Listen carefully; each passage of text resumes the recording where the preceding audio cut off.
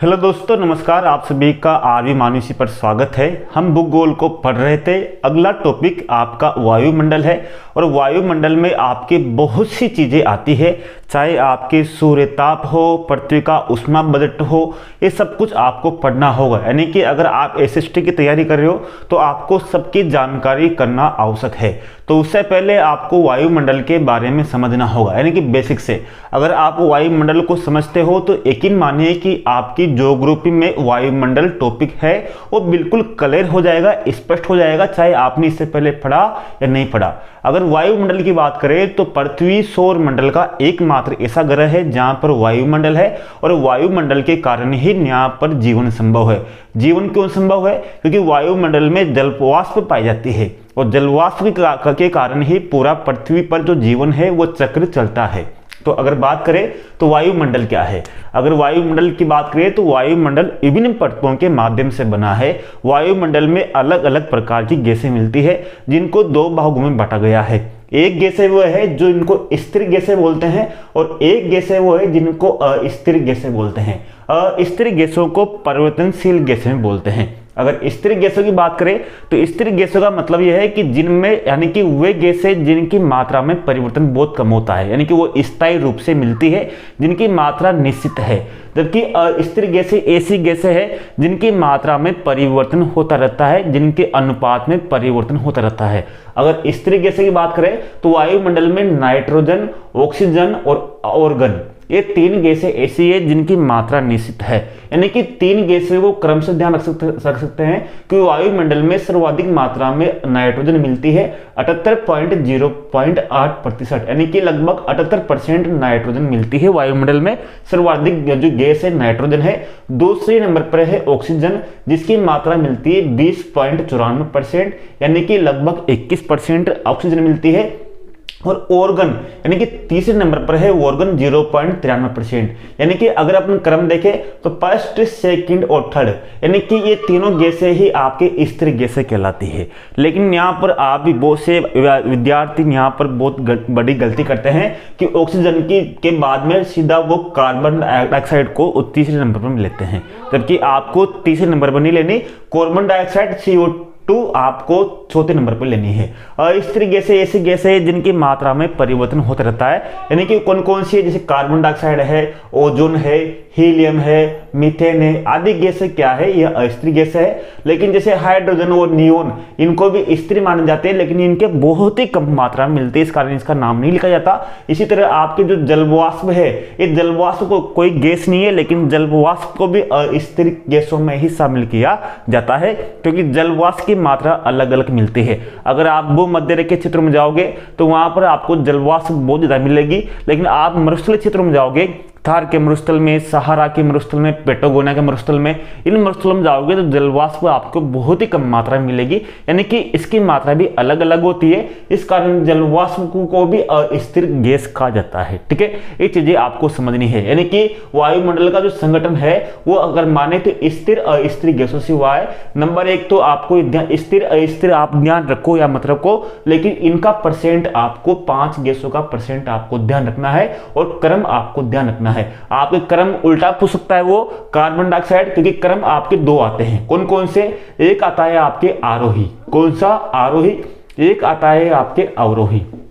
ठीक है, इन दोनों में आपको कंफ्यूजन नहीं होना। पहले भी मैंने आपको बताया, अगर वो आरोही पूछ रहा है तो आरोही में 3 शब्द है, देखो 1 2 3, और अवरोही में 4 शब्द है, 1 2 3 4।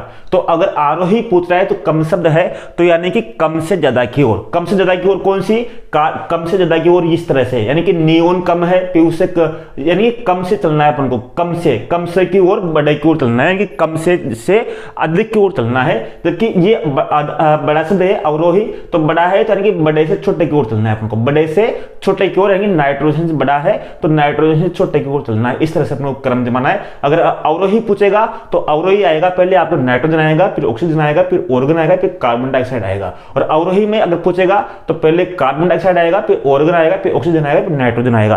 क्वेश्चन इस तरह से आएगा। इसके अलावा क्वेश्चन आपके यहाँ से मेरे हिसाब से सबसे पहला क्वेश्चन तो यही बैठता है आपके। ठीक है, तो क्वेश्चन को आपको ध्यान रखना है। इस अवरोही आरोही में आप गलती मत करना, पिछले सभी भर्तियों में यही क्वेश्चन आ रहा है बार बार में, इसलिए मैं इस पर विशेष रूप से ध्यान दे रहा हूं। ठीक है, अब जलवाष्प के बारे में मैंने बात की, तो जलवाष्प पृथ्वी पर कुल मिलाकर 4% तक मिलती है। कितनी परसेंट? यानी कि कुल वायुमंडल में 4% जलवाष्प है। कहीं ये 0% मिल सकती है, कहीं 4% मिल सकती है, लेकिन 4% से अधिक जलवाष्प नहीं मिलती है। और ये सर्वाधिक विषुवत रेखीय क्षेत्र में मिलती है। विषुवत रेखीय क्षेत्रों में क्यों मिलती है? क्योंकि आप जानते हो पृथ्वी का जो ये भाग है, ये वाला, तो बीच वाला जो भाग है आपके 0 डिग्री अक्षांश वाला, इसको भूमध्य रेखीय क्षेत्र भी बोलते हैं, विषुवत क्षेत्र भी बोलते हैं। यहाँ पर क्या होता है कि यहाँ की विशेषता ये है, यानी कि भूमध्य रेखीय क्षेत्र या विषुवत क्षेत्र की विशेषता ये है कि यहाँ पर सवनीय वर्षा होती है। सवनीय वर्षा का मतलब यह है कि जहां पर रोज वर्षा हो, यानी कि विषुवत क्षेत्रों में यह होता है कि यहाँ पर रोज 4 बजते ही, यानी कि दोपहर 12 बजे तक तो बहुत अच्छी धूप निकलती है। यानी कि आपके यहाँ पर विषुवत क्षेत्रों में या भूमध्य के क्षेत्रों में 0 डिग्री अक्षांश क्षेत्र में क्या होता है कि सुबह से लेकर 4 बजे तक बहुत ही तेज धूप निकलती है। लेकिन जैसे ही 4 बजे तो मौसम एक साथ ही बदल जाता है और घनघोर वर्षा होती है, यानी कि बहुत भयंकर वर्षा होती है। इस कारण वहां पर तेज धूप और घनघोर वर्षा के कारण वहां पर सघन वनस्पति मिलती है और जलवाष्प की मात्रा भी सर्वाधिक मिलती है। इस कारण भूमध्य के क्षेत्रों में जनसंख्या बहुत ही कम मिलती है, क्योंकि वहां का क्षेत्र रहने योग्य नहीं है। वहां पर ह्यूमस की मात्रा, आर्द्रता की मात्रा बहुत अधिक होती है। इसी कारण वहां पर जैसे आपके अमेजन के जंगल भी आपके भूमध्य के क्षेत्रों में है। अमेजन को जंगल को क्या बोलते हैं? जो अमेजन के जो जंगल है आपके जो दक्षिणी अमेरिका में, उसको विश्व का फेफड़ा भी बोलते हैं। विश्व का फेफड़ा इसलिए बोलते हैं कि फेफड़े जो अपने होते हैं वो क्या काम आते हैं? वो अपने ऑक्सीजन देने में काम आते हैं। इसी तरह जो अमेजन के जो जंगल है वो पूरे विश्व को, यानी कि जो वहां के पेड़ पौधे हैं वो पूरे विश्व को ऑक्सीजन देते हैं। इस कारण उनको विश्व का फेफड़ा भी बोलते हैं। तो समझ गए होंगे आप। तो अगर जलवाष्प की बात करें तो जलवाष्प है वायुमंडल में, तो उसकी कुल ऊंचाई अगर वायुमंडल में ऊपर जाएंगे तो 5 किलोमीटर के अंदर अंदर ही पूरी जलवाष्प का 90% मिलता है। कितना परसेंट? 90% जो जलवाष्प है 5 किलोमीटर के अंदर अंदर मिलती है। अगर 5 किलोमीटर के ऊपर जाएंगे जलवाष्प की मात्रा बिल्कुल नगण्य हो जाएगी। ठीक है। अगर एरोसोल की बात करें, एरोसोल क्या होता है? एरोसोल का मतलब क्या होता है या फिर ठोस कण क्या होते हैं? अगर आपको समझना होगा तो ऊपर वायुमंडल में जाओगे तो आपने देखा होगा, आपको 2 चीजें ध्यान रखनी होगी, क्योंकि अंतरिक्ष में रोज हजारों संख्या में, लाखों की संख्या में अंतरिक्ष में असंख्य तारे या छोटे छोटे कण, धूल के कण, छोटे छोटे पत्थर के टुकड़े आते हैं और आते हैं तो पृथ्वी के वायुमंडल में जैसे ही प्रवेश करते हैं तो उसके घर्षण की शक्ति से वो जलकर नष्ट हो जाते हैं, यानी कि वो वायुमंडल से सीधे पृथ्वी तक नहीं पहुंच पाते। अगर हजारों सालों में, यानी कि लाखों सालों में, हजारों सालों में बहुत सी बार ऐसा होता है कि बहुत ही बड़ा पिंड आ रहा है पृथ्वी की तरफ, तो उनमें से कोई छोटा मोटा घर्षण के बाद में, यानी जलने के बाद में थोड़ा बहुत पिंड बच जाता है तो नीचे आ गिरता है। तो उससे, यानी कि अगर जैसे मान लीजिए ये पृथ्वी आपके, ठीक है, ये पृथ्वी आपके, अब पृथ्वी में ये आपका वायुमंडल है। अब मान लो आकाश से कोई पदार्थ आ रहा है, तो पदार्थ आने में कोई आपके पदार्थ आ रहे हैं या आप कुछ चीजें आ रही है, पत्थर आ रहे हैं, कंकड़ आ रहे हैं, तो वो आपके यहाँ पर जो आपके आते हैं टूटकर, तो टूटकर आते हैं तो उनको बोलते हैं, जब वो वायुमंडल में प्रवेश करते हैं तो यहाँ पर जलकर वो नष्ट हो जाते हैं और जलकर नष्ट हो जाते हैं तो यहाँ पर धूल या कुछ कंकड़ वायुमंडल में ही तैरते रहते हैं, जिनको बोलते हैं एरोसोल। यानी कि एरोसोल का मतलब है ठोस कण के टुकड़े, ये उल्काओं से ही बनते हैं। यानी कि अगर कोई पिंड, यहाँ पर कोई तारा टूटता है और टूटने के बाद में केवल वायुमंडल में रहता है तो उसको बोलते हैं उल्का, यानी कि वायुमंडल में ही रह गया, पृथ्वी पर नहीं गिरा, जिसे अपन बोलते हैं टूटता हुआ तारा। तो टूटता हुआ तारा का मतलब है कि वायुमंडल में रह गया, पृथ्वी पर नहीं पूछा, उसको बोलेंगे उल्का। अगर मान लो बाई चांस वो घर्षण के बाद में छोटा मोटा पदार्थ बचा और बचने के बाद में पृथ्वी पर नीचे आ गिरा, गिरने से फिर यहाँ पर जो झील बनेगी, जो होगा, जैसे आपके रामगढ़ झील है आपके राजस्थान में, बारां में, शाहबाद में, जहां पर रामगढ़ झील है, वो उल्का पिंड से बनी झील है। यानी कि कोई पदार्थ अगर जमीन पर गिर जाता है तो उसको बोलेंगे उल्का पिंड। क्या बोलेंगे उसको? उल्का पिंड। यानी कि उल्का और उल्का पिंड में क्या अंतर है? उल्का का मतलब है कि वायुमंडल में जलकर नष्ट हो जाना और उल्का पिंड का मतलब है कि वो पृथ्वी पर आ गिरना, उससे जब झील का निर्माण होता है उसको बोलते हैं उल्का पिंड झील। ठीक है। जैसे आपके लोनार की झील है आपके भी महाराष्ट्र में, वो भी उल्का पिंड से झील निर्मित है। इसी तरह आपके रामगढ़ की जो झील है वो भी आपके किससे? उल्का पिंड से ही निर्मित झील है। बहुत सी बार पूछते हैं। जो आपके रामगढ़ है बारां में, उस रामगढ़ के झील के पास में ही एक बहुत बड़ा स्थान है, उसको बोलते हैं बंड देवरा। कौन सा? बंड देवरा का मंदिर कहां पर है? तो ये आपके बारां के रामगढ़ में ही बंड देवरा का मंदिर है। इसको राजस्थान का मिनी खजुराहो भी बोलते हैं। बंड देवरा को दोनों पास में, आप कभी आना बारां में तो आप इनको जरूर को देख के जाना। ठीक है। ये चीजें आपको ध्यान रखना है। तो एरोसोल और ठोस कण क्या होते हैं, बहुत सूक्ष्म आकार के ठोस कण होते हैं जो आंखों से नहीं देख सकते। ये बहुत सी बार उल्काओं से बनते हैं या बहुत सी बार ज्वालामुखी फटता है, ज्वालामुखी फटने से बहुत उसकी राख वायुमंडल में चली जाती है, या फिर आप जैसे नाभिक के विस्फोट जैसे बहुत से देश परमाणु परीक्षण करते हैं तो परमाणु परीक्षण करने से भी बहुत सी राख ऊपर उठ के चल जाती है। तो बहुत ऊपर की बात है जिनको बोलते हैं एरोसोल या ठोस कण भी बोलते हैं। ठीक है, ये चीजें आपको समझ में आ गई वायुमंडल के बारे में। अब वायुमंडल को समझने से पहले वायुमंडल की गैसों को आपने समझ लिया, तो वायुमंडल की गैसों को समझने के बाद में आपको वायुमंडल की संरचना को समझना होगा कि वायुमंडल की संरचना किस तरह से है। अगर वायुमंडल की संरचना की बात करें तो इस संरचना को 2 भागों में बांटा गया है। कितने भागों में? 2 भागों में। जैसे कौन कौन सी में? 2 भागों में बांटा गया है। पहला है रासायनिक संरचना, दूसरा है तापीय संरचना। रासायनिक संरचना का मतलब है कि रासायनिक संरचना का मतलब यह है कि इसमें 2 तरह की मिलती है संरचना। एक तो होता है आपकी सम संरचना, एक होती है आपकी विषम संरचना। यानी कि विषम का मतलब यह है कि सम का मतलब है कि जहां पर गैसों का मिश्रण समान होता है। सम का मतलब जहां पर गैसों का मिश्रण क्या होता है, समान होता है, उसको बोलते हैं सममंडल। और विषम मंडल का मतलब यह है जहां पर गैसों का जो मिश्रण है वो क्या होता है, विषम होता है। क्या होता है? विषम होता है, यानी कि अलग अलग होता है। जैसे सममंडल में बात करें तो सममंडल में आपके प्रमुखतः 3 गैसें ही मिलती है, 3 या 4 गैसें मिलती है आपके। कौन से? एक तो आपके नाइट्रोजन मिलती है, एक आपके ऑक्सीजन मिलती है, एक ऑर्गन मिलती है, एक कार्बन डाइऑक्साइड मिलती है यानी CO2। इस तरह से आपके सममंडल में केवल 4 गैसें ही मिलती है। और विषम मंडल में बहुत सारी गैसें मिलती है, हीलियम हो गया, नियोन हो गया, मीथेन हो गया, बहुत सारी गैसें मिलती है। तो इस तरह से आपके अगर सममंडल की बात करें तो सममंडल में केवल आपकी बात करें तो 3 मंडल आते हैं और विषम मंडल में इसमें 2 मंडल आते हैं। अगर मैं बात करूं तो सममंडल की जो ऊंचाई होती है वो 80 किलोमीटर तक होती है। यानी कि सममंडल के अगर मैं आपके यहाँ बात कर देता हूं, देखो 1 मिनट, अगर मैं आपकी बात करूं यहाँ पर लिख देता हूं मैं कि वायुमंडल है तो वायुमंडल को कुल मिलाकर 5 मंडलों में बांटा गया है। कितने मंडलों में? जैसे ये वाली, ये मैं ध्यान लिख देता हूं, ये पृथ्वी है आपके, तो पृथ्वी से पहले आपकी जो मंडल है इसको बोलेंगे सौर मंडल। क्या बोलेंगे इसको? सौर मंडल। ठीक है, और दूसरी परत है जो उसको बोलेंगे अपन समताप मंडल। क्या बोलेंगे इसको? समताप मंडल। ठीक है, इसके बाद में जो तीसरा मंडल है उसको बोलेंगे अपन मध्य मंडल। कौन सा? मध्य मंडल। ठीक है, इसके बाद में जो चौथा मंडल है उसको बोलेंगे अपन आयन मंडल। क्या बोलेंगे? आयन मंडल।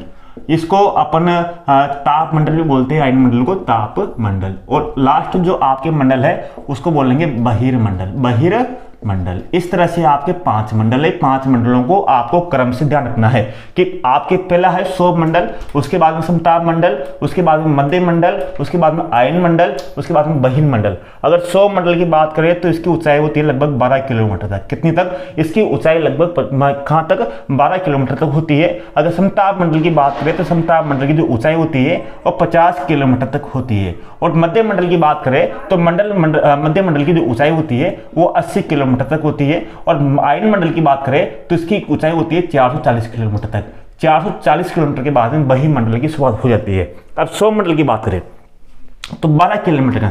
सौर मंडल की मैं बात करूं तो सौर मंडल, समताप मंडल, मध्य मंडल, आयन मंडल और बहिर्मंडल। तो मैंने आपसे बात की कि मध्य मंडल, समताप मंडल और सौर मंडल, इन तीनों मंडलों में इसको बोलते हैं सममंडल। क्या बोलते हैं इनको? सममंडल बोलते हैं तीनों को। और जो ऊपर के दोनों मंडल है आयन मंडल और बहिर्मंडल, इनको बोलते हैं विषम मंडल। क्या बोलते हैं इनको? विषम मंडल। आपकी बहुत सी बार क्वेश्चन आता है कि इनमें से कौन सा सममंडल में है, कौन सा विषम मंडल में है, तो आपको समझ जाना है कि ये तो सममंडल में है, ये विषम मंडल में है। अगर मैं आपको एक एक चीज के बारे में स्पष्ट करता हूं मैं, ताकि आपके एक बार दिमाग में घुसना चाहिए। यानी कि इस बार ऐसा ना हो कि इस बार जो तैयारी करनी है तो फुल तैयारी करनी है, इस बार नंबर आना है तो नंबर फुल आना चाहिए। यानी कि ऐसा नहीं है कि आपका नंबर इस बार तैयारी करो, नहीं, तैयारी एक बार ही करनी है और जमके से तैयारी करनी है और एक बार में ही आपको सिलेक्शन लेना है। आपको किसी भी कोई भी प्रकार की आपको क्वेश्चन नहीं छोड़नी। आपको जो पढ़ना है कम मीटर पढ़ना है, लेकिन अच्छा मीटर पढ़ना है। ठीक है, अगर सौर मंडल की बात करूं तो सौर मंडल क्या है? इसकी ऊंचाई कितनी? 12 किलोमीटर। सौर मंडल का मतलब यह है कि सौर मंडल में ही जितनी भी मौसमी परिवर्तन की जितनी भी घटनाएं हैं, चाहे आपके बादल हो, चाहे आपके जलवाष्प हो, चाहे आपके बिजली कड़कना हो, या चाहे आपकी जितनी मौसमी घटनाएं हैं वो केवल सौर मंडल में ही मिलती है। इसके बाद में अगर आपकी समताप मंडल है तो समताप मंडल में कुछ भी नहीं मिलेगा आपको, न तो आपको बादल मिलेंगे, न आपको बिजली कड़कना मिलेगी, न कुछ मिलेगा, इससे कुछ भी नहीं मिलेगा आपको। जो जितनी भी मौसमी घटनाएं हैं वो केवल आपको सौर मंडल में मिलेगी। यानी कि सौर मंडल में ही पूरी मौसमी घटनाएं होती है। समताप मंडल में कुछ भी नहीं मिलता, बादल भी नहीं मिलते, कुछ भी नहीं मिलता। इस कारण यहाँ पर क्या है कि जितने भी एरोप्लेन है, जितने भी एरोप्लेन उड़ते हैं वो समताप मंडल में ही उड़ते हैं, क्योंकि वहां उड़ने से उनको बादलों का सामना नहीं करना पड़ता है। यानी कि जितने भी एरोप्लेन है वो सौर मंडल के ऊपर ही उड़ते हैं, क्योंकि बादलों के ऊपर उड़ते हैं तो उनको किसी प्रकार की कोई वर्षा का सामना करना पड़ता, नहीं कोई बिजली का सामना करना पड़ता, न किसी तरह का अंधेरे का सामना करना पड़ता। तो इस कारण जितने भी एरोप्लेन है वो समताप मंडल में ही उड़ते हैं। किसमें? समताप मंडल में ही एरोप्लेन उड़ते हैं। इसके बाद में जो मध्य मंडल है, मध्य मंडल क्या है? मध्य मंडल में जितनी भी उल्काएं हैं, उल्का पिंड आते हैं, जो टूटते हुए तारे हैं, मध्य मंडल ही अपनी पृथ्वी से रक्षा करता है। मध्य मंडल में जितने भी टूटते हुए तारे हैं, यहाँ पर घर्षण से, वायुमंडल की घर्षण से यहाँ पर समाप्त हो जाते हैं, जलकर नष्ट हो जाते हैं। तो यहाँ पर मध्य मंडल में ही उल्काएं क्या होती है? यहाँ पर उल्काएं जलकर नष्ट हो जाती है। और जो आयन मंडल है, ताप मंडल है, ये आयन मंडल, ताप मंडल ऐसा मंडल है जिसके कारण ही आज मैं आपसे बात कर पा रहा हूं, आज मैं आपको फोन लगा सकता हूं, टीवी देख सकता हूं। जितनी भी संचार की क्रियाएं हैं वो आयन मंडल के कारण ही है। यानी कि इसी मंडल के कारण इसमें बहुत सी परतें मिलती है। इसमें बहुत सी परतें मिलने के कारण ही इसको क्या बोलते हैं? आयन मंडल या ताप मंडल। और लास्ट है आपका बहिन मंडल। अब आपको एक चीज और बता दूं मैं आपको, आप बहुत से सोचते होंगे क्योंकि मैं आपको वायुमंडल के बारे में बता रहा हूं। जैसे जैसे अपन बात करते हैं तो वायुमंडल में जैसे जैसे अपने ऊपर जाते हैं तो आप सोच रहे होंगे कि ऊपर जाने पर तापमान बढ़ता होगा। नहीं, ऊपर जाने पर तापमान घटता है। यानी कि अगर मैं आपको बताऊं कि सूर्य से पृथ्वी ऊर्जा प्राप्त करती है, वायुमंडल प्राप्त नहीं करता, वायुमंडल पृथ्वी से ऊर्जा प्राप्त करता है। उल्टा है, यानी कि सूर्य की जो रोशनी आती है वो वायुमंडल उससे गर्म नहीं होता, पृथ्वी से जो पृथ्वी का मतलब ये है जितना अपन ने खाया उतना निकालते हैं। तो इसी तरह पृथ्वी क्या करती है? जितनी सूर्य से ऊर्जा ग्रहण की उतनी ही ऊर्जा वो सूर्य को देगी वापस। तो जब वह सूर्य को ऊर्जा वापस देगी तो देने के क्रम में जो वायुमंडल के जो निचले पदार्थ है वो गर्म होते जाएंगे। यानी कि इस तरह से आप देखिए कि जैसे निचले पदार्थ पहले गर्म होंगे, उसके बाद में फिर गर्म गर्म, यानी कि जैसे मान लीजिए आपको मैं यहाँ बता देता हूं ताकि आपको बिल्कुल स्पष्ट हो जाएगा, ताकि आपको कंफ्यूजन होने के मतलब है ही नहीं। जैसे मान लीजिए ये पृथ्वी है, ये पृथ्वी, अब पृथ्वी ये है, अब सूर्य ये है वाला है। अब सूर्य से क्या होगा कि पहले तो सूर्य से पृथ्वी को ऊर्जा प्राप्त होगी, ठीक है। अब ऊर्जा प्राप्त होने के बाद में जो ये आपका जो वायुमंडल है, इस तरह से ये वायुमंडल है, तो वायुमंडल सूर्य की किरणों से गर्म नहीं होता। फिर पृथ्वी वापस इसी जो ऊर्जा प्राप्त हुई सूर्य की, तो सूर्य की ऊर्जा प्राप्त होने से वापस ये पृथ्वी वायुमंडल में छोड़ेगी। अब वायुमंडल में छोड़ेगी तो आप वापस वायुमंडल में छोड़ेगी तो जो नीचे की पहली परत है वो ज्यादा गर्म रहेगी क्योंकि पास में, फिर दूर जाएगी तो और कम गर्म होगी। यानी कि आप जितना पास जाओगे आग के उतना ही आपको गर्माहट महसूस होगी, और आग से आप जितने ही दूर जाओगे आपको उतनी ही कम गर्म वस्तु लगेगी, कोई भी चीज। तो इसी तरह से जो पृथ्वी के जो जितनी नजदीक रहेगी जो वायुमंडल की परत वो उतनी ही गर्म रहेगी, और जितने दूर जाते जाएगी पृथ्वी से उतनी ही वो कम गर्म होगी। तो ऐसा ही मतलब ये है, तो कम गर्म होगी यानी कि जैसे जैसे अपन वायुमंडल के ऊपर जाएंगे तो वो कम गर्मी यानी कम तापमान मिलेगा। यानी कि जैसे जैसे अपन पृथ्वी से ऊपर बढ़ते जाएंगे तो तापमान कम होता जाएगा, ठीक है। तो ये चीजें आपको ध्यान रखनी है कि सूर्य की ऊर्जा से वायुमंडल गर्म नहीं होता, पृथ्वी की जो वापस जो देती है ऊर्जा उसको बोलते हैं पार्थिव विकिरण। क्या बोलते हैं उसको? पार्थिव। जैसे ये मैंने लिख देना यहाँ पर पार्थिव विकिरण, इसको क्या बोलते हैं? पार्थिव विकिरण। क्या बोलते हैं इसको? पार्थिव विकिरण। यानी कि पृथ्वी की ऊर्जा से ही वायुमंडल गर्म होता है। तो पहले निचले की जो नीचे की परत गर्म होगी, फिर ऊपर की होगी। इस तरह से क्या होता है कि जैसे जैसे अपन वायुमंडल के ऊपर जाते हैं तो अपन को कम तापमान मिलता है। यानी कि जैसे जैसे अपन ऊपर बढ़ेंगे तो तापमान कम मिलेगा। यानी कि अगर आप 165 मीटर ऊपर जाओगे, कितने मीटर? 165 मीटर ऊपर जाओगे तो 1 डिग्री तापमान कम हो जाएगा। कितना? 1 डिग्री तापमान कम हो जाएगा। यानी कि अगर आप 1 किलोमीटर ऊपर जाओगे, 1 किलोमीटर ऊपर जाओगे तो आपके 6.5 डिग्री तापमान कम हो जाएगा। जैसे आप पहाड़ों पर जाओगे, माउंट एवरेस्ट कितना ऊंचा है? पृथ्वी से 8 किलोमीटर ऊंचा है। तो 8 किलोमीटर ऊंचा है, इसका मतलब है कि उसमें 1 किलोमीटर पे अगर बात करेंगे तो 6.5 डिग्री तापमान कम हो जाता है। तो 8 किलोमीटर पे कितना होगा? 8 से 42 यानी 42 डिग्री तापमान कम हो जाएगा। यानी कि तब आपको यहाँ बहुत गर्मी पड़ेगी तो वहां पर आपके माइनस में तापमान रहेगा। यानी कि इस तरह से तापमान कम होता रहता है। यानी कि इस तरह से आप ऊपर जाओगे तो तापमान कम होगा। सौरमंडल में, समताप मंडल में तापमान समान रहता है। क्या रहता है? तापमान समान रहता है, ठीक है। इसका नाम समताप मंडल है। और समताप मंडल में ही एक गैस मिलती है जिसको बोलते हैं ओजोन गैस। क्या बोलते हैं इसको? Ozone gas. अब बहुत सी बार आपसे, अब इसमें क्वेश्चन क्या आएगा? क्वेश्चन देखना, क्वेश्चन तुम्हारी ये आएगा सौर मंडल, समताप मंडल, मध्य मंडल, आयन मंडल, बहिमंडल, ये क्रम तो आपको जमाना है। लेकिन अब एग्जामिनर आपकी हिंदी में नहीं पूछेगा, आपको इनके इंग्लिश में नाम ध्यान रखने होंगे कि सौर मंडल को इंग्लिश में क्या बोलते हैं, समताप मंडल को इंग्लिश में क्या बोलते हैं, मध्य मंडल को इंग्लिश में क्या बोलते हैं, आयन मंडल को क्या बोलते हैं, बहिमंडल को क्या बोलते हैं। आपको इनके इंग्लिश का नाम ध्यान रखने होंगे, तभी काम चलेगा, क्योंकि वहां पर इंग्लिश में पूछेगा, ये गलती आप मत करना। जैसे आपको बात करें तो सौर मंडल को परिवर्तन मंडल बोलते हैं, क्योंकि मौसम परिवर्तन होता है, तो इसको बोलते हैं ट्रोपोस्फीयर। क्या बोलते हैं इसको? ट्रोपोस्फीयर। समताप मंडल को बोलते हैं स्ट्रेटोस्फीयर, मध्य मंडल को बोलते हैं मेसोस्फीयर, आयन मंडल को बोलते हैं थर्मोस्फीयर या आयनोस्फीयर, और बहिमंडल को बोलते हैं एक्सोस्फीयर। ये आप याद कर सकते हो। जैसे मध्य मंडल में माँ है, मेसोस्फीयर में भी माँ है। बहिमंडल का मतलब है 100 यानी कि बाहर का, 100 यानी सबसे बाहर का कौन सा है? बहिमंडल 100 यानी कि बाहर का। इसी तरह ट्रोपोस्फीयर सबसे नीचे का, थर्मोस्फीयर थर्मा जैसे आप जानते हो थर्मा से क्या जो थर्मामीटर क्या होता है, तापमान नापने के लिए होता है। इसी जो तापमंडल इसको आयन मंडल भी बोलते हैं, थर्मोस्फीयर जहां है इसका मतलब आयन मंडल। ठीक है, ये चीजें आपको ध्यान रखनी है, ये आपको चीजें ध्यान रखनी है। अब मैं आपको कुछ चीजें बता देता हूं ताकि आपको कंफ्यूजन बिल्कुल भी नहीं रहना चाहिए। जैसे मैं आपको चीजें बताता हूं, यहां पर मैंने आपको बताया था कि जैसे जैसे आप ऊंचाई पर जाओगे तो तापमान गिरेगा। इस तापमान गिरने की दर को क्या बोलते हैं? तापमान की सामान्य दर। तापमान की सामान्य पतन दर, ये क्वेश्चन आता है बहुत सी बार कि तापमान की सामान्य पतन दर किसे कहते हैं? यानी कि वायुमंडल में ऊपर जाने पर जिस अनुपात में तापमान गिरता है उसको बोलते हैं तापमान की सामान्य पतन दर। लेकिन चीजें आपको एक आयन मंडल की ये घटनाएं जो आपको ध्यान रखना है, आयन मंडल में दो चीजें होती है, यानी कि आपको मध्य रात्रि में दो चीजें मिलेगी। जैसे आपको मध्य रात्रि में देखोगे तो मध्य रात्रि में आपको उत्तरी ध्रुव और दक्षिणी ध्रुव, यानी कि उत्तरी ध्रुव उत्तर में और दक्षिणी ध्रुव उसमें, इधर देखोगे तो आपको आसमान में एक अलग सा ही प्रकाश नजर आएगा, और प्रकाश आपको आयन मंडल का नजर आएगा, क्योंकि यहाँ पर दो घटनाएं होती है। कौन कौन सी होती है?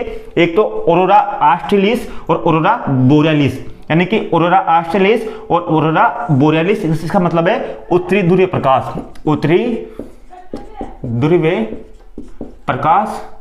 और दूसरा का मतलब है दक्षिणी ध्रुवीय प्रकाश, यानी कि आपको मध्य रात्रि में प्रकाश दिखाई देगा उत्तरी ध्रुव में और दक्षिण ध्रुव में। इसको बोलते हैं ऑरोरा ऑस्ट्रेलिस और ऑरोरा बोरियलिस, यानी कि यह घटना कौन से मंडल में होती है? ये आपके आयन मंडल के मंडल में होती है। ये चीजें आपको ध्यान रखना है। ठीक है, ये चीजें मैंने आपको पूरा मंडल बता दिया, इन मंडलों को आपको अच्छे से ध्यान रखना है। अब मैंने आपको बताया सौर सीमा। अब तो आप बोलोगे सर आपने सौर सीमा नहीं बताई, तो सौर सीमा क्या होती है? सौर मंडल और समताप मंडल के जो मध्य की जो सीमा होती है उसको सौर सीमा बोलते, क्या बोलते हैं उसको? सौर सीमा बोलते हैं। जैसे आपके आगे सौर सीमा कहाँ है पर, इसी तरह आपके जैसे अब मैं आपको सौर सीमा क्या है, वो ये मौसमी परिवर्तन की स्थिति में बोलते हैं इसको, ये दोनों के मध्य होती है सौर सीमा। इस पर जो ऊंचाई भूमध्य रेखा पर ज्यादा होती है, ध्रुव कम होती है। इसी तरह आपको ओजोन मंडल की बात करें तो ओजोन मंडल क्या है? ओजोन मंडल की जो खोज है वो डॉप्सन ने की थी। किसने की थी? डॉप्सन और लिंडेमान ने इसकी खोज की थी। 1933 में ओजोन मंडल की खोज की थी।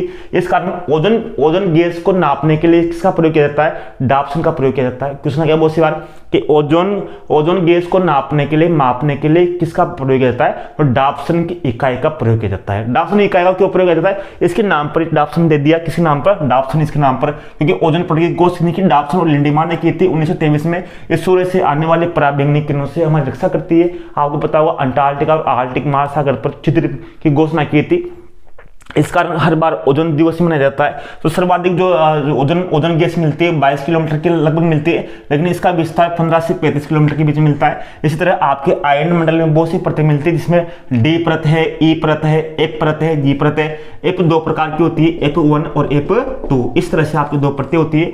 ये सबसे निचली परत है डी, और एफ इसके ये जो एफ परत है, एफ नाम सुना आपने? एफएम, जैसे आपके एफएम रेडियो चलते हैं ना, एफएम रेडियो, तो उसको दूरसंचार है। तो एफएम जो एफ परत है वो एफ परत आपके दूरसंचार के लिए काम आती है, क्योंकि रेडियो के लघु तरंगों के लिए काम आती है परत। तो इस तरह से आपको यानी कि वायुमंडल के बारे में समझ दिया मैंने आपको ये चीजें क्या है। तो इन चीजों को आपको अच्छे से याद करना है ताकि आपके कोई भी चीज यहाँ से नहीं जाए, यानी कि बिल्कुल आराम से, ताकि आपकी वायुमंडल की संरचना, वायुमंडल का संगठन, ये आपको अच्छे से याद होना चाहिए। बाकी आपका क्वेश्चन कहीं बाहर नहीं जाएगा। इसके बाद में आपका जो सूर्य ताप है, वो परतों का जो ऊष्मा बजट है, वो बिल्कुल आप आसानी समझ जाओगे। धन्यवाद, मिलते हैं आपकी अगली क्लास में।